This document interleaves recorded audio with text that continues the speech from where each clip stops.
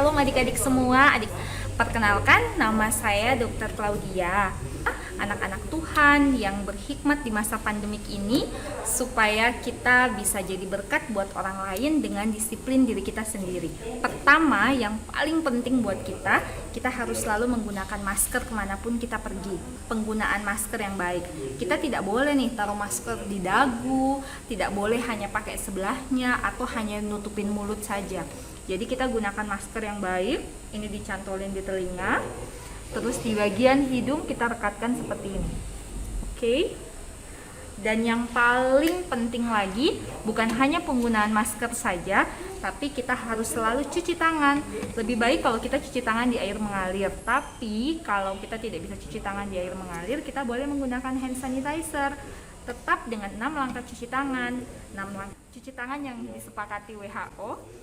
Kita lakukan setiap hari dimanapun kita berada dan setelah kontak dengan orang lain. Oke, adik-adik semua, saya berharap dengan video ini kita semua bisa terberkati dan boleh jadi berkat buat orang lain. Tuhan Yesus memberkati.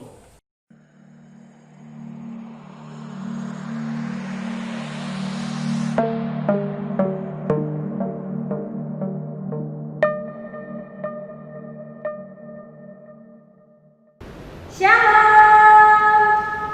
Ya, selamat hari Minggu buat kita semua.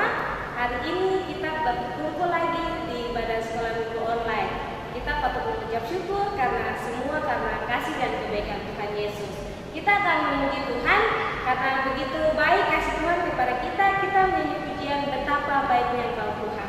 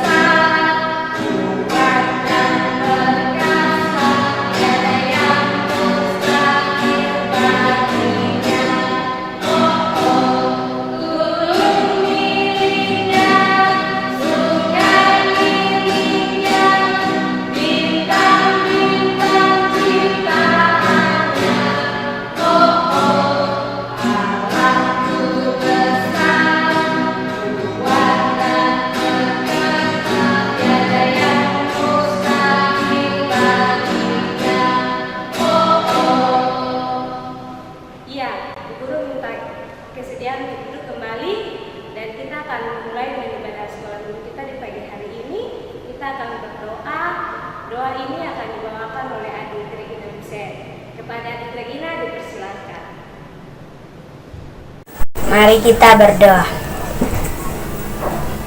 Selamat pagi Tuhan Yesus. Kami mau mulai ibadah sekolah minggu. Berkati sekolah minggu kami ini. Terima kasih Tuhan Yesus. Haleluya. Amin. Iya, terima kasih buat adik Regina. Kita masih terus memuji Tuhan. Kita menyanyi pujian yang berkata, hati-hati gunakan tubuhmu.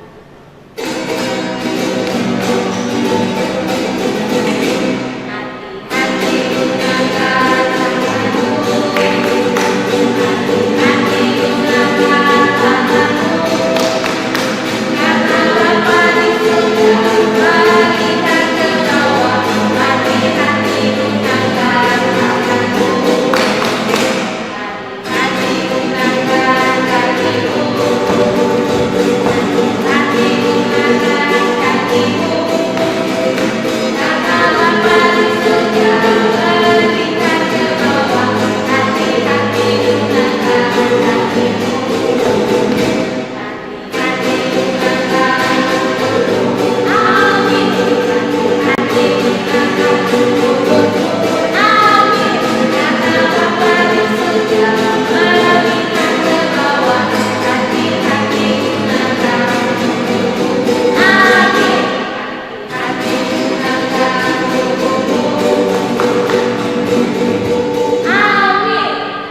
Hati-hati gunakan tubuhmu. Amin.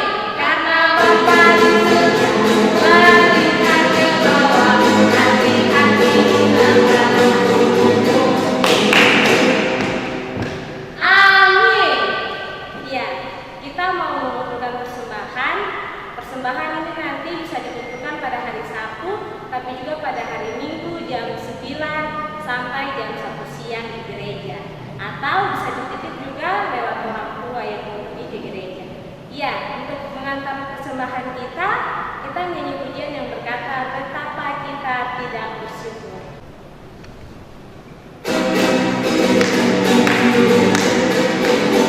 Betapa kita tidak bersyukur, betapa hari kita bersyukur. Kau yang kuat, yang menang, menghidap pada kita juga. Itu semua berkat karunia Allah yang agung maha kuasa. Itu semua berkat karunia Allah yang agung maha kuasa. Betapa kita tidak bersyukur, betapa hari kaya dan subur. Kau yang kuat, yang menang, menghidap pada kita juga. Itu semua berkat karunia Allah yang agung maha kuasa. Itu semua berkat karunia Allah yang agung maha kuasa. Iya, kita mau berdoa untuk persembahan. Mari kita bersatu dalam doa. Kita berdoa juga. Terima kasih Tuhan Yesus, kami sudah menyanyi, memuji dan mendengarkan Tuhan Yesus. Kami ada berikan persembahan, Tuhan Yesus kiranya memberkati persembahan ini, supaya dalam persembahan ini nama Tuhan saja yang dapat dipuji dan dimuliakan. Terima kasih Tuhan Yesus, haleluya, amin. Iya, kita akan mendengarkan cerita firman Tuhan di pagi hari ini yang akan dibawakan oleh Ibu Guru Lisa. Tapi sebelum itu kita menyanyi pujian dari Kidung Jemaat 184 yang berkata, Yesus sayang padaku.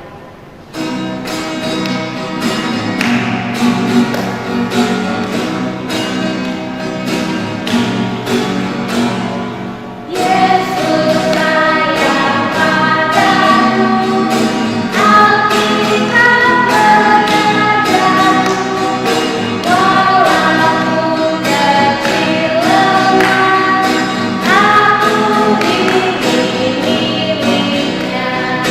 Yesus Tuhanku, sayang padaku. Itu firman-Nya di dalam Alkitab. Shalom, selamat hari Minggu kita semua. Anak-anakku sekalian, perkenalkan nama Ibu Lisa. Kita akan mulai ibadah sekolah minggu walaupun secara online. Tetapi kita harus tetap semangat. Sebelum Ibu mulai, Ibu tanya dulu, apa kabar kalian anak-anak? Luar biasa. Puji nama Tuhan, walaupun kita masih ibadah online, tetapi kita harus tetap semangat di dalam Tuhan.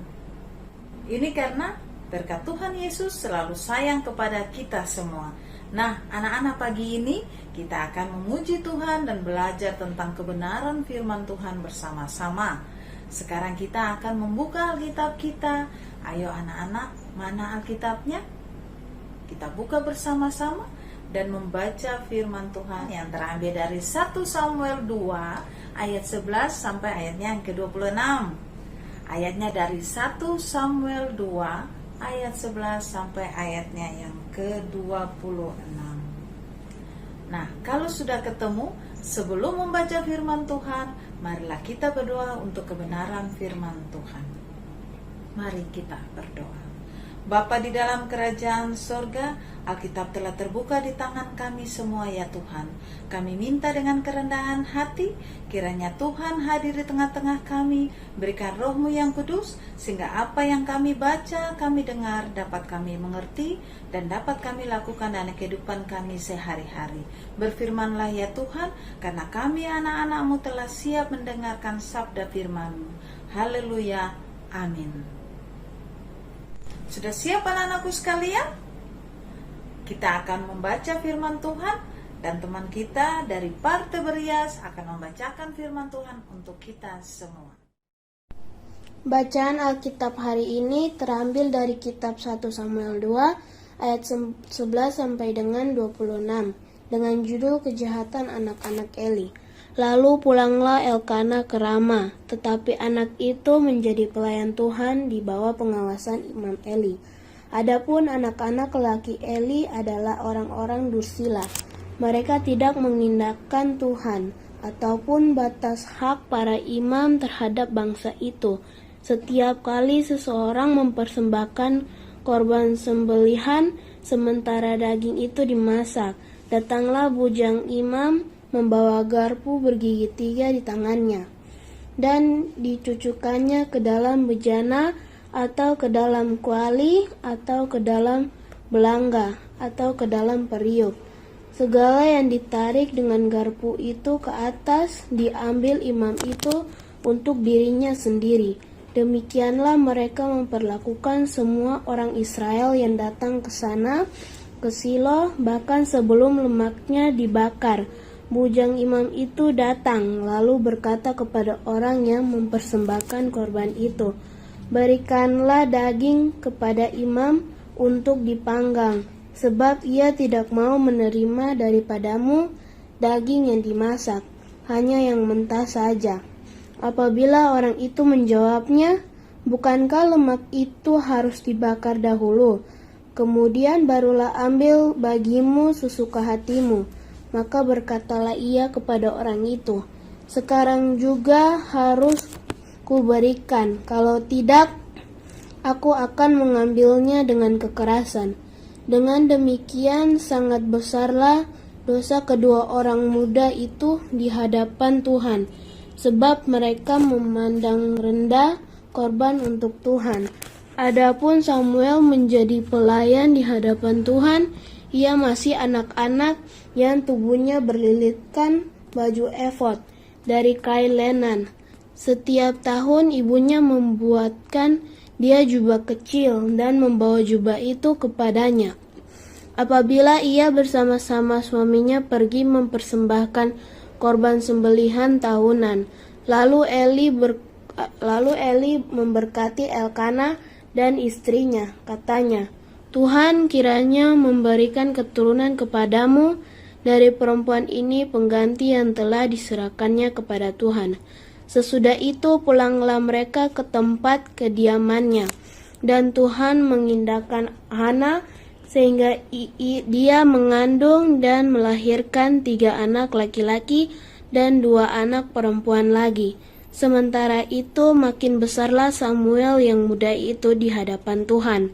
Eli telah sangat tua apabila didengarnya segala sesuatu yang dilakukannya anak-anak terhadap semua orang Israel, dan bahwa mereka itu tidur dengan perempuan-perempuan yang melayani di depan pintu kemah pertemuan. Berkatalah ia kepada mereka, "Mengapa kamu melakukan hal-hal yang begitu? Sehingga ku dengar dari segenap bangsa ini tentang perbuatan-perbuatanmu yang jahat itu. Janganlah begitu, anak-anakku. Bukan kabar baik yang ku dengar itu, bahwa kamu menyebabkan umat Tuhan melakukan pelanggaran. Jika seseorang berdosa terhadap seorang yang lain, maka Allah yang akan mengadili. Tetapi jika seseorang berdosa terhadap Tuhan, siapakah yang menjadi perantara baginya?" Tetapi tidaklah didengarnya mereka perkataan ayahnya itu, sebab Tuhan hendak mematikan mereka. Tetapi Samuel yang muda itu semakin besar dan semakin disukai, baik di hadapan Tuhan maupun di hadapan manusia. Demikianlah pembacaan. Nah, anak-anak kita sudah mendengarkan teman kita membacakan firman Tuhan untuk kita semua. Sekarang kita akan menonton video dari kitab 1 Samuel 2 ayat 11 hingga ayatnya yang ke-26 tentang kejahatan anak-anak Imam Eli. Anak-anakku sekalian, selamat menonton videonya. Tuhan Yesus memberkati. Halo adik-adik, hari ini kita mau belajar tentang kisah anak-anak Imam Eli. Apakah adik-adik pernah mendengar cerita tentang anak-anak Imam Eli? Adakah yang tahu siapa aja yang nama anak-anak Imam Eli? Ya, namanya Hofni dan Pinehas. Adik-adik, apakah kalian tahu kalau Hofni dan Pinehas juga adalah seorang imam? Ya, mereka menjadi imam sama seperti ayahnya, Imam Eli. Seorang imam melayani Tuhan. Mereka bertugas menjadi pengantara manusia dengan Allah. Pada waktu itu, ketika umat ingin memberi korban persembahan kepada Allah, maka seorang imam menjadi pengantaranya. Nah, Hofni dan Pinehas sebagai seorang imam seharusnya menjadi teladan dalam menaati perintah Allah. Tapi ternyata mereka berdua berbuat jahat di hadapan Allah. Apa ya yang mereka lakukan? Mereka tidak taat dan tidak hormat kepada Allah. Hofni dan Pinehas menggunakan kedudukannya untuk kepentingan diri mereka sendiri. Ketika ada umat yang ingin memberikan persembahan korban kepada Allah, mereka mengambil daging korban sembelihan yang seharusnya diberikan kepada Allah, tetapi mereka ambil untuk diri mereka sendiri. Mereka memandang rendah korban persembahan yang dibawa umat kepada Allah. Mereka juga memaksa dengan kekerasan hanya untuk mengambil dan menyenangkan diri mereka. Oleh sebab itu, perbuatan Hofni dan Pinehas sangat berdosa di hadapan Allah. Adik-adik, kalian tahu? Pada waktu itu, Hofni dan Pinehas berpikir bahwa tidak ada yang melihat perbuatan mereka. Bahkan ayah mereka pun tidak marah, sehingga mereka tetap melakukan kejahatan di hadapan Allah. Kalau begitu, apa ya yang dilakukan Imam Eli sebagai ayah mereka? Nah, sebenarnya Imam Eli sudah menegur dan menasehati kedua anaknya. Karena Imam Eli tahu bahwa perbuatan anak-anaknya sangat salah dan berdosa di hadapan Allah. Tapi, kedua anak itu tidak mendengarkan teguran dan nasihat ayahnya. Mereka tidak taat kepada Imam Eli. Tuhan melihat semua perbuatan mereka, perbuatan Hofni dan Pinehas. Karena mereka tidak mau taat dan melakukan kejahatan, Tuhan pun menghukum mereka. Tapi adik-adik, ada cerita yang lain loh, yaitu keluarga Ibu Hana dan Bapak Elkana. Mereka mempunyai seorang anak bernama Samuel. Kalian masih ingat kan siapa itu Samuel? Iya, betul sekali. Samuel adalah seorang anak yang sangat diberkati karena dia taat kepada Tuhan. Samuel kecil bertumbuh menjadi anak yang baik dan disukai banyak orang. Samuel hidup disiplin dan patuh, baik kepada orang tuanya maupun taat kepada Tuhan. Berbeda seperti Hofni dan Pinehas, yang mengambil segala sesuatunya untuk kepentingan diri mereka sendiri, mereka hidup serakah dan bersenang-senang. Tetapi Samuel tidak seperti itu. Samuel tidak mau hidup serakah dan mementingkan diri sendiri. Samuel selalu hormat dan taat kepada perintah Allah.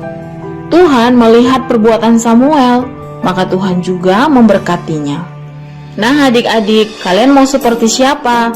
Seperti Hofni dan Pinehas atau seperti Samuel? Anak-anakku, dari video yang ditonton tadi, Ibu Guru mau tanya sekarang, Bapak Imam Eli mempunyai berapa anak? Pintar, 2 orang anak, yaitu Hofni dan Pinehas. Menurut anak-anak sekalian, apakah Hofni dan Pinehas mempunyai sifat yang baik? Tentunya tidak, karena Hofni dan Pinehas kenapa? Mereka tidak taat sama Tuhan Yesus. Nah, menurut anak-anak, apa yang dilakukan oleh Hofni dan Pinehas baik atau tidak?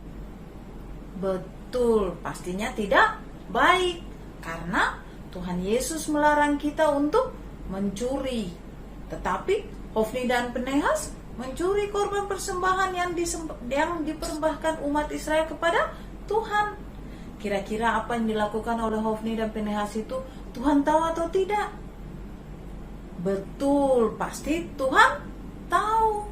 Karena apapun yang kita lakukan di dunia ini dan apapun yang kita berbuat di dunia ini, pasti Tuhan Yesus melihat. Tuhan Yesus mengetahuinya.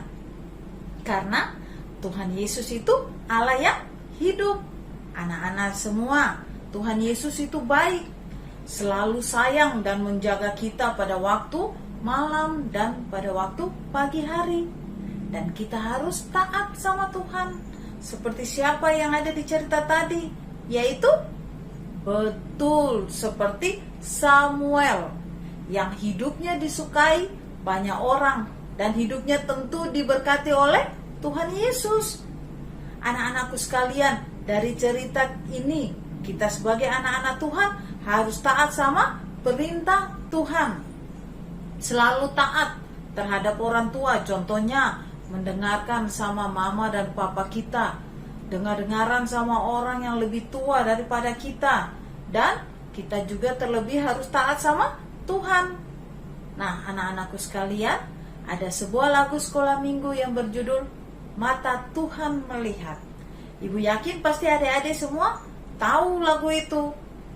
Kita menyanyi bersama-sama, Mata Tuhan Melihat. Ayo bangkit berdiri, kita menyanyi bersama-sama lagu Mata Tuhan Melihat. 1, 2, 3. Mata Tuhan melihat apa yang kita perbuat, buat yang baik, buat yang jahat. Oleh sebab itulah jangan berbuat jahat. Ingat, Tuhan melihat. Sekali lagi, mata Tuhan melihat apa yang kita perbuat, buat yang baik, buat yang jahat. Oleh sebab itulah jangan berbuat jahat. Ingat, Tuhan melihat. Kalau kita berbuat salah, kita harus minta ampun sama Tuhan dan tidak boleh melakukan kesalahan lagi. Nah, anak-anakku sekalian, kita sudah mendengar kebenaran firman Tuhan. Kita akan tutup dalam doa.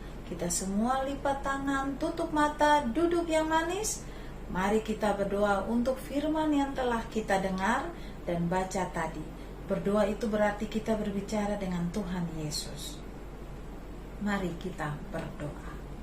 Bapa di dalam kerajaan surga, terima kasih Tuhan, kami anak-anak-Mu telah selesai mendengarkan sabda firman-Mu ya Tuhan. Kiranya apa yang kami dengar, apa yang kami baca, dapat kami mengerti ya Tuhan. Kami minta dengan kerendahan hati, Tuhan tuntun kami, sehingga kebenaran firman-Mu dapat kami lakukan dalam kehidupan kami setiap hari. Inilah doa dan permohonan kami ya Bapa. Haleluya, amin. Tuhan Yesus memberkati kita semua. Anak-anakku, hari ini Enggu ada membawa sebuah gulungan. Di dalamnya apa ya? Ayo kita lihat bersama-sama. Wow, ternyata di dalamnya ada sebuah gulungan kertas. Kita buka bersama-sama. Ini adalah gulungan firman Tuhan dari kitab Yesaya 1 ayat 16b yang berbunyi, berhentilah berbuat jahat.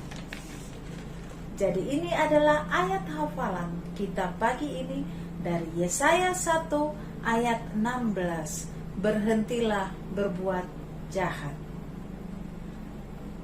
Setiap ayat firman Tuhan adalah harta yang tak ternilai.